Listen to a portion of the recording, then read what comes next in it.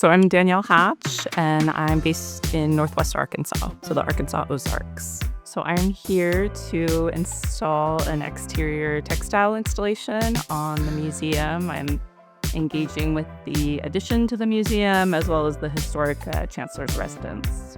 Sure. So the process of creating this installation has been kind of evolving over the last about 6 months, I would say, maybe even a little longer. So the director, Sarah Segerland, he reached out to me with this opportunity to begin to think about what would an exterior installation on the Gregg look like. And so kind of my process usually begins with site visits, spending some time in the space that I'm going to be engaging with. So last fall, I had the opportunity to visit Raleigh and spend some time just kind of in the environment of the museum, getting to know the folks that kind of inhabit this space day to day, as well as kind of getting a sense for how the community experiences the space. So I spent a lot of time sitting out on your lovely grounds, kind of watching the flow of traffic past the museum into the space, really just kind of trying to draw as much information as I could from my time here on campus, and then also diving into historical archives and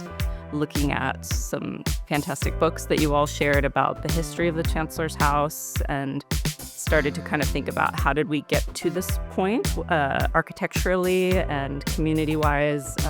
From there, sort of conceptualized an installation based on the lives of two historic women in the Raleigh community. One who was based here within the Chancellor's home, a housekeeper, Hattie Ruffin, and then another female businesswoman in the community, Willie, Otey, who owned a dressmaking company. I took kind of the forms for the installation from some motifs that I saw within Hattie's residence in the Chancellor's home, these lovely sort of scalloped curtains that she had within her space, and then also looking at a lot of examples of Willie's like debutante dresses and wedding dresses. Again, this idea of like, where did beauty and softness reside within the community and who was creating those motifs. And then color-wise, really looking at the history of the university. I loved that the original school colors were the sort of robin egg blue and pale pink. I thought those were really evocative colors. And I have my ancestry is Peruvian, and so I always look to the sort of Peruvian textiles in terms of the way that I arrange color and think about kind of sort of larger geometric patterns that I play with. So it sort of was pulling a little bit from Raleigh and a little bit from my own history in the way I sort of layered color on the installation. Kind of my journey to art making at this moment really started in my undergraduate architectural studies. And so that involved a lot of site visits, which I found just to be a great sort of starting point for beginning to think creatively about space.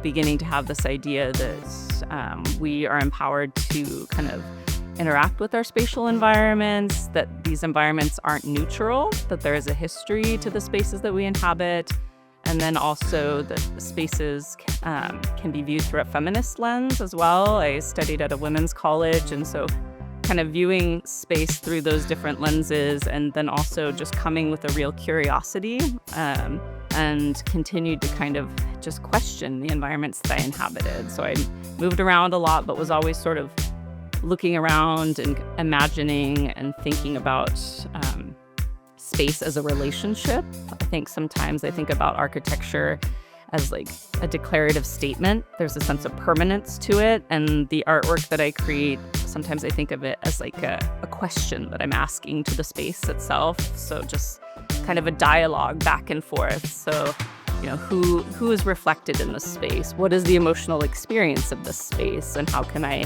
kind of articulate that through a piece of artwork? The way that I see those threads of feminism and female like interiority in my work specifically is that I really, as I'm researching history, I tend to gravitate towards female narratives, first-person narratives, just out of a general curiosity for the lives that women have led, which are not always maybe articulated in larger histories. As a woman, I love to maybe see more of the feminine lived experience reflected architecturally, just an acknowledgement that these narratives and stories exist and that they're important for us in understanding who we are in this moment and kind of how we've got here. So in the sort of life that I've led to this point, I've become more and more interested in this idea of the importance of the process being just as significant as the outcome, if not more. So this idea of like, how am I relating to other people as we are making the work, as a collective, that is just as meaningful as, the object or the installation that is the outcome of the work. And I think that also maybe connects to the work that I've done in museum education and community engagement, just seeing the sort of joy and creativity that exists within collaborative endeavors. And so I really do view my practice and the art that I create not as like a monolithic entity, but a sort of back and forth with the viewer and with the environment. And that's a reflection of like the process of making as well.